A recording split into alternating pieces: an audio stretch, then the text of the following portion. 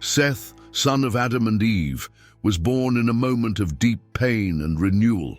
He came into the world as a divine response after the tragedy between his brothers, Cain and Abel, bringing with him a special meaning, the hope of continuity. In a world marked by corruption and distance from God, Seth became the root of a lineage that would keep the flame of faith alive.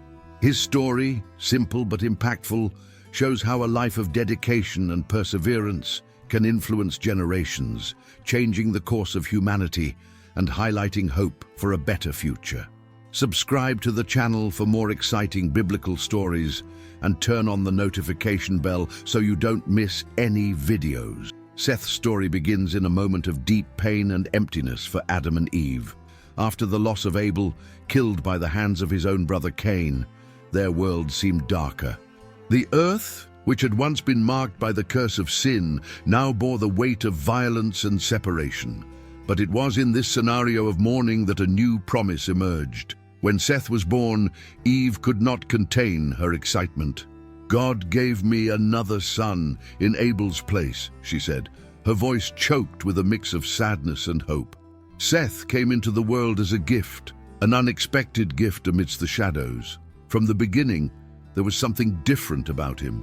While Cain symbolized the rebellion and strength of those who wanted to follow their own path away from God, Seth seemed to carry the calm of a river that finds its course naturally. It was as if the Creator himself had placed a mark on him on purpose, something that was not said in words, but felt in every gesture. The first years of his life were not easy. Seth grew up hearing stories about Eden, a place his parents described with nostalgia and regret. "I imagined the trees, the rivers, and the life that had flourished there before the era. But at the same time, he carried the burden of knowing that he would never see that perfection with his own eyes. Still, he was not a boy to be pitied. There was a serenity about him, like that of a seed that knows that with time it will blossom." And so time passed, and Seth became a young man. There was something different in his steps, as if he walked not only for himself, but for those who would come after.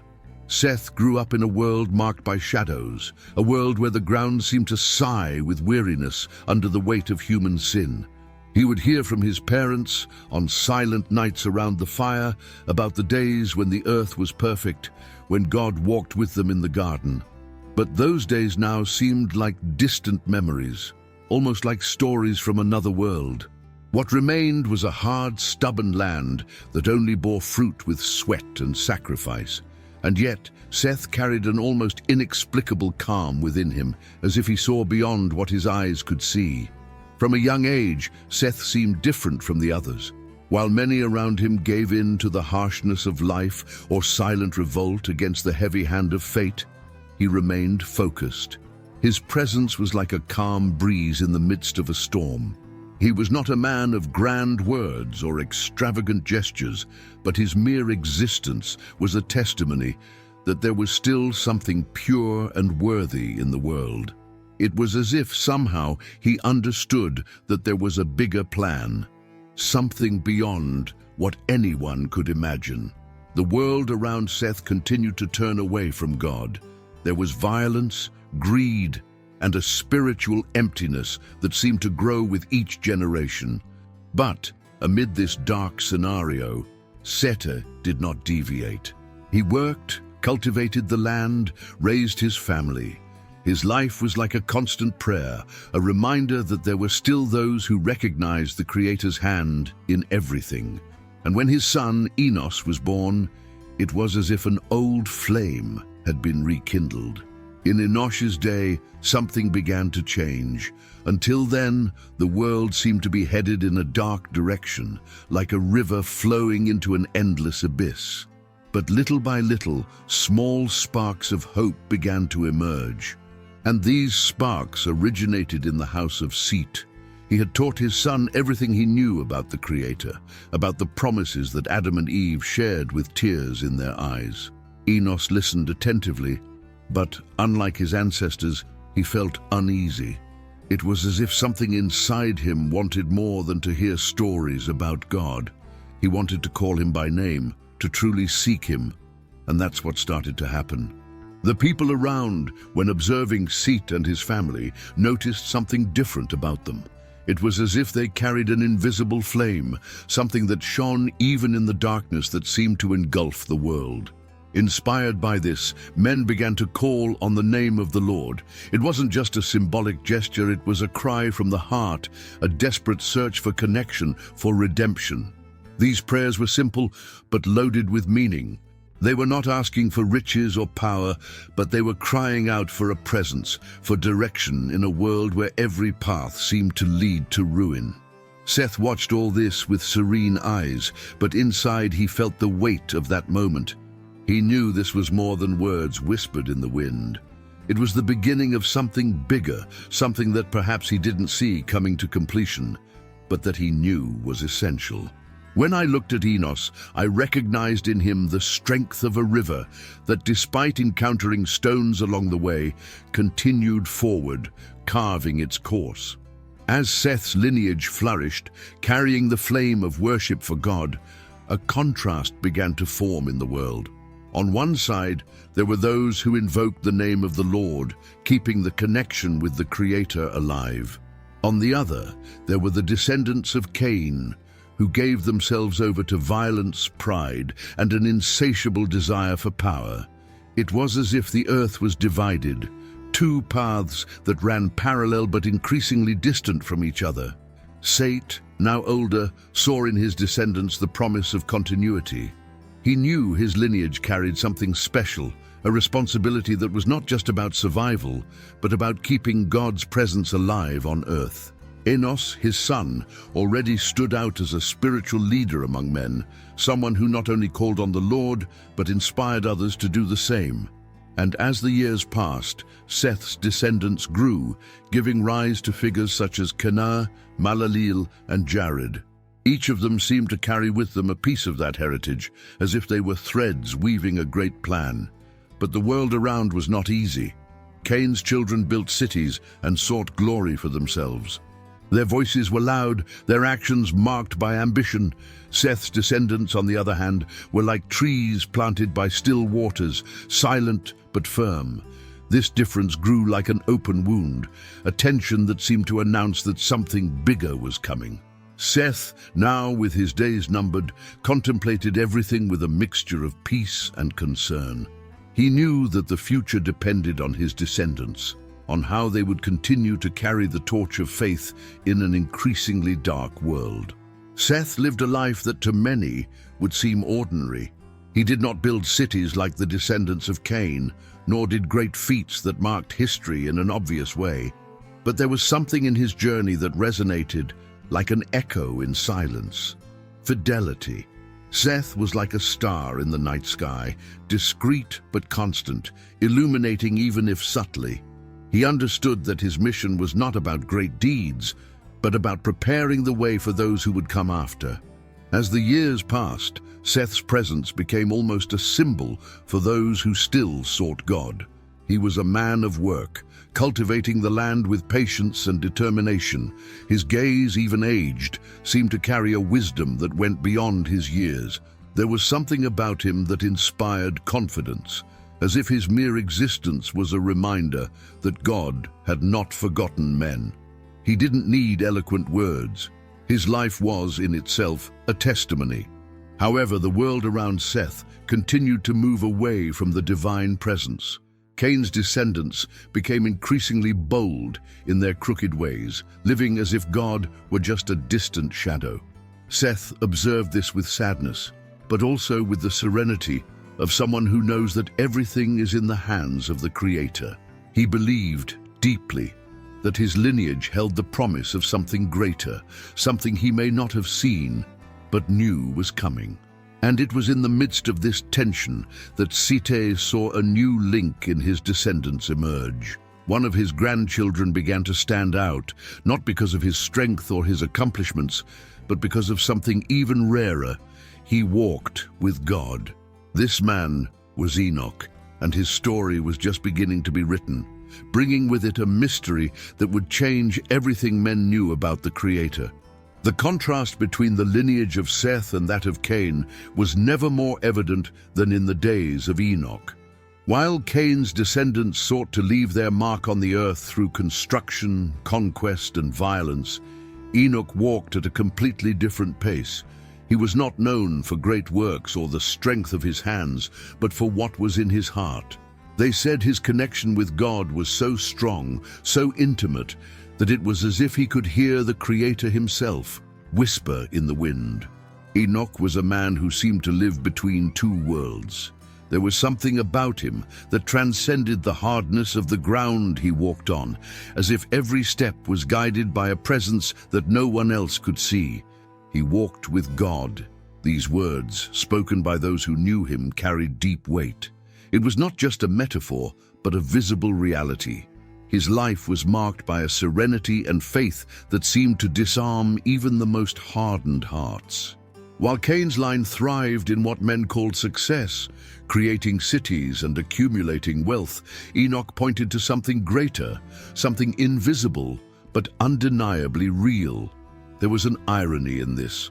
While many struggled to build monuments that would stand the test of time, Enoch's legacy was silent but eternal. He was like a bird that flies towards a distant horizon, carrying with it the promise of something beyond what the eyes can see. But it wasn't just Enoch who attracted attention. Seth's bloodline continued to grow, and with it, the harbinger of an event that would change everything. The earth, already tired of the corruption and evil of men, seemed to murmur, as if something great was about to happen. The days of Enoch marked a turning point in human history. Until then, worship of the Creator had been something more reserved, transmitted discreetly, almost like a silent inheritance. But Enoch, inspired by Seth's legacy and his grandfather's constant presence, decided to go further. He was not content with just carrying on tradition. He wanted everyone around him to recognize the greatness of God. It was during his lifetime that people began to openly invoke the name of the Lord as a cry of hope in the midst of a world that seemed increasingly lost. This change did not happen overnight. Enoch was a man of simple words, but with a fervent heart. He walked through the fields, talking to people, and each encounter seemed like an opportunity to rekindle the flame of faith. There was something in his voice, perhaps a distant echo of the Creator himself, that made people stop and listen. Under its influence, small groups began to gather, raising their voices in prayers as if they were trying to break the silence between heaven and earth. However, as this spiritual renewal gained momentum, the world around them continued to plunge into darkness. The sons of Cain, driven by their hunger for power and earthly glory, expanded their cities and their reach. Among them, there was pride and violence, and their work seemed like an attempt to separate themselves from God definitively. It was a stark contrast, like day and night coexisting on the same land. Seth's lineage grew, each generation bringing with it the weight of a promise and the responsibility of keeping the connection with God alive. And it was throughout these generations that notable figures began to emerge, each contributing a thread to weave the great story that was being written. Among them were Quanan, Mahalaleel, Jared, and of course Enoch, who walked with God in such a unique way that his life took an unexpected turn. But this line did not stop there. It was like a river that, even though it meandered through difficult terrain, continued to flow relentlessly. Meanwhile, the world around them sank deeper into corruption. The cities of Cain's descendants grew in size and arrogance. Pride was the language they spoke, and their actions reflected a hardened heart. They accumulated wealth, but were unaware of the true poverty they carried within themselves. It was as if the earth was divided into two completely different stories, one that pointed towards God and another that ran away from him. It was in this scenario that Noah, a direct descendant of Seth, appeared, and his arrival was like the dawn of a day after a long, dark night. Even as a young man, Noah already stood out for his righteousness. He did not follow the paths of corruption that dominated the earth. His heart was pure, and his steps were aligned with the Creator's precepts. There was something about him that caught your attention, something that was not just learned, but seemed to be engraved in his essence. But Noah's days would not be easy. The world around him continued to deteriorate rapidly. The wickedness of men seemed to have no limits, and even nature seemed to murmur in lamentation. Noah was growing up in a world that seemed increasingly headed toward ruin. Evil was no longer an occasional trait. It had become the rhythm of everyday life. Men and women lived for themselves, ignoring the presence of the Creator and following their own desires. It was as if the earth was tired, groaning under the weight of so much sin. But through it all, Noah remained different. He not only believed in God, he lived as if every step was a declaration that good could still exist. There was something special about Noah's story, something that seemed to connect with the number his ancestor Seth carried, the symbol of perfection and divine purpose. He was not perfect in the human sense, but his life was marked by a heart aligned with the Creator, a heart that still heard God's voice in a world that had chosen to ignore it. The way Noah lived was almost a silent challenge to the men around him, a reminder that there was another way to walk. The days became increasingly difficult as the world was immersed in violence and selfishness. The cities of Cain's descendants expanded, their towers reaching toward the sky as symbols of their own arrogance. And in the midst of this chaos, Noah continued his life, cultivating the land and taking care of his family. He did this with an almost sacred dedication, as if he knew his simple routine had a greater purpose. While men were building monuments to themselves, something greater was being built in the invisible plane of the Creator. Noah, without knowing exactly how, was at the center of this story, and it was on an ordinary day, in the silence of his walk, that God spoke to him, revealing a plan that would not only change his life, but the entire course of humanity. When God spoke to Noah, it was not like thunder that echoes in the mountains or a storm that frightens the heavens. It was a clear, serene voice, but carried with a weight that made Noah's heart tremble. He heard the Creator's plan, a plan that seemed unimaginable. The earth, corrupted by the wickedness of men, would be cleansed by a great flood. But God, in his infinite mercy, had chosen Noah to preserve life and continue his promise. It was a gigantic mission, and Noah knew it. He also knew he wasn't alone. The ark, this colossal structure, began to take shape under the calloused hands of Noah and his family. Every hammer blow, every piece of wood fitted together was more than work. It was an act of faith, a silent declaration of obedience in the midst of a world that mocked him. The sound of construction echoed, but not just in the valley where they worked. It seemed to echo into eternity, marking the beginning of something none of the men around him could understand. As the ark took shape, Noah observed the world around him.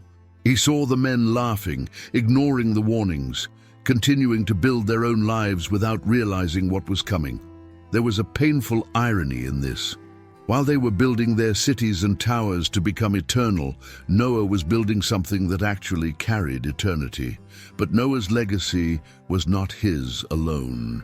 He was the continuation of something that began much earlier, back in the days of Seth. Seth's faithfulness, passed down through generations, now culminated in an act of obedience that would save humanity. Seti, who lived a simple but profound life, could never have imagined the reach of his lineage. And so, looking back, we realize that Seth's story was not about great deeds or extraordinary events, but about the strength that exists in the simplicity of a faithful life. Seth lived in a time where the earth still bore the marks of an ancient tragedy, where humanity oscillated between the shadow of perdition and the light of hope. He chose to be a bridge between these two realities, walking with God constantly and transmitting this same fidelity to his descendants. Seth teaches us that it is not always necessary to build great monuments to leave a legacy. Sometimes the most powerful thing we can do is stand firm, even when the world around us is falling apart. His life was like a seed planted in difficult soil, but which over time bore fruit that fed entire generations. He was the beginning of a lineage that would carry the promise of redemption, culminating in Noah and, much later, in the coming of the Savior. There is something deeply symbolic about Seth's life. He reminds us that true greatness lies in obeying the Creator, even when others choose different paths. His name, meaning appointed or granted, was not just a personal mark, but a foreshadowing of the role he would play in the great story of humanity. He was a living reminder that God does not abandon his people, even in times of darkness. Seth's lessons are eternal. They talk about the importance of cultivating faith, even when it seems like everything around us is lost.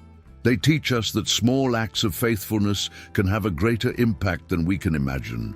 And above all, they show us that, as Seths, we can also be part of something much bigger than ourselves, contributing to a divine plan that surpasses time and generations. If you like the story of Seth, son of Adam and Eve, and want to continue following other stories of faith and overcoming, be sure to like this video and share it with those you love. And of course, subscribe to the channel so you don't miss any new content.